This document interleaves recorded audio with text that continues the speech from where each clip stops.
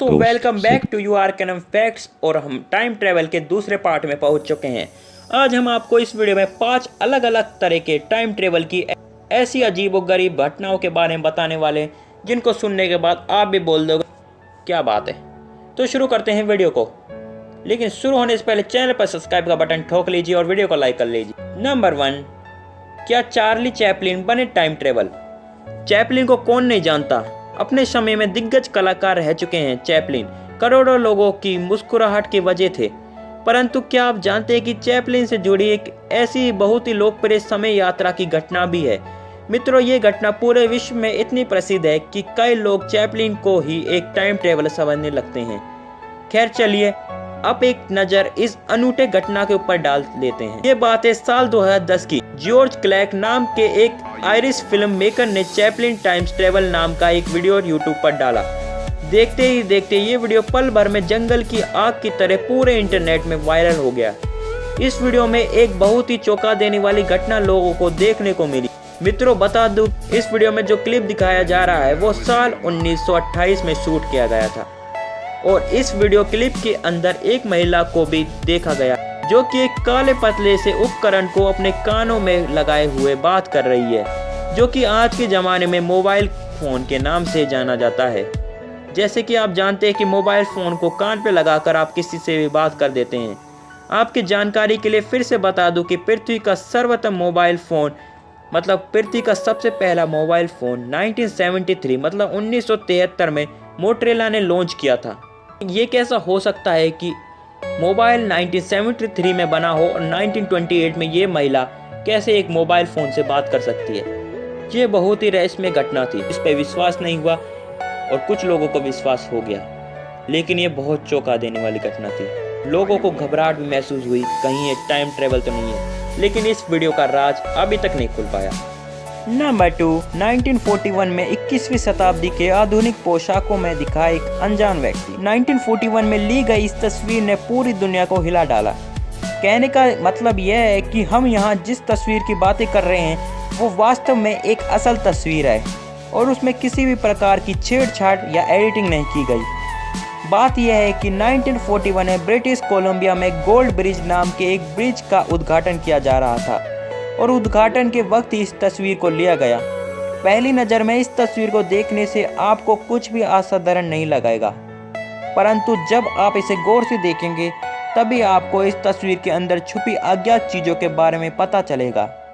खैर, इस तस्वीर में एक अनजान व्यक्ति को देखा जा सकता है जिसकी पोशाक बाकी लोगों से काफ़ी ज़्यादा आधुनिक और अपडेटेड है। शोधकर्ता बताते हैं कि इस तस्वीर में मौजूद व्यक्ति ने 21वीं शताब्दी अब जिस साल में है उसी साल की हिपस्टर फैशन वाले कपड़े पहने हैं। इसके अलावा व्यक्ति ने एक काला गोगल भी पहन रखा है जो कि 21वीं शताब्दी में ही बने हुए हैं। इसके अलावा आर्कियोलॉजिस्ट ने ये बातें भी बताई कि 1941 में लोगों का फैशन सेंस आज के फैशन सेंस से काफ़ी ज़्यादा अलग था और उस समय किसी भी हाल में अत्याधुनिक वस्त्रों को नहीं बनाया जाता था।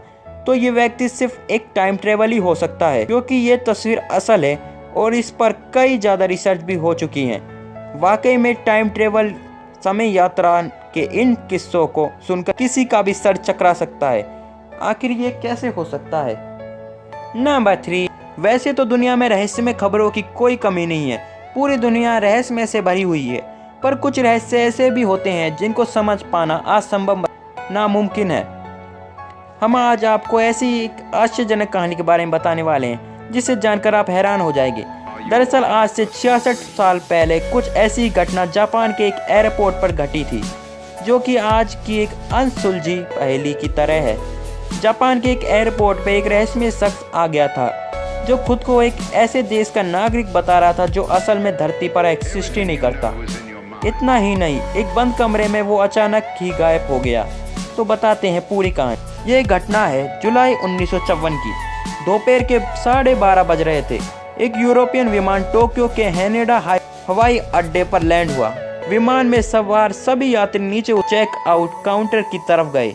वहां बैठे अधिकारी सभी यात्रियों के पासपोर्ट की जांच कर रहे थे। तभी उन्हें एक ऐसा यात्री मिला जिसके पासपोर्ट को देखकर वो हैरान हो गए। यात्री के पासपोर्ट पर टोरेट के नाम के एक देश का नाम लिखा था जांच कर रहे अधिकारियों ने इससे पहले कभी ऐसे देश का नाम नहीं सुना था। उन्हें वो यात्री संदिग्ध लगा, इसलिए उन्होंने इसकी सूचना सुरक्षा अधिकारियों को दी, जिसके बाद उस यात्री को पूछताछ के लिए अलग कमरे में ले जाया गया। अधिकारियों ने सबसे पहले तो उससे जापान आने का कारण पूछा। इस पर उसने बताया कि वह एक कारोबार और बिजनेस के सिलसिले पर यहाँ आया था।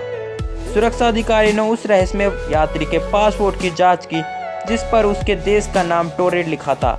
उन्हें भी बड़ा आश्चर्य हुआ, क्या सच में ऐसा कोई देश है? अधिकारियों के पूछने पर उसने बताया कि इस पासपोर्ट पर ये उसकी पहली यात्रा नहीं है, बल्कि वो यूरोप के कई देशों में भी आ जा चुके हैं। अधिकारियों को भी उसकी बातें सुनकर बड़ा आश्चर्य हुआ, क्योंकि उसके पासपोर्ट पर अन्य देश के जो स्टैंप लगे थे वे बिल्कुल असली थे। फिर भी वो इस बात को मानने को कतई तैयार नहीं थे कि जिस देश से वह यात्री आया है वह दरअसल धरती पर है। सुरक्षा अधिकारियों ने यह जानने के लिए टोरेट आखिर धरती पर कहाँ, उस यात्री को दुनिया का मैप दिखाया और पूछा कि तुम्हारा देश कहाँ पर है। इस पर उस यात्री अंडोरा नाम के देश पर उंगली रखते हुए कहा कि यहाँ मेरा देश टोरेट है, लेकिन उसे ये समझ नहीं आ सका यहाँ टोरेट की जगह अंडोरा क्यों लिखा गया है। यह सुनकर अधिकारी और भी ज़्यादा हैरान हो गया कि आखिर ये शख्स खुद को एक काल्पनिक देश का क्यों बता रहा है, लेकिन उसके पासपोर्ट, वीज़ा और अन्य दस्तावेज को देखकर लग रहा था कि वो सच बोल रहा है। अब वह रहस्यमय यात्री सच बोल रहा है या झूठ, यह जानने की एक उपाय था, और वह ये कि वह कारोबार के सिलसिले में किससे मिलने आया था।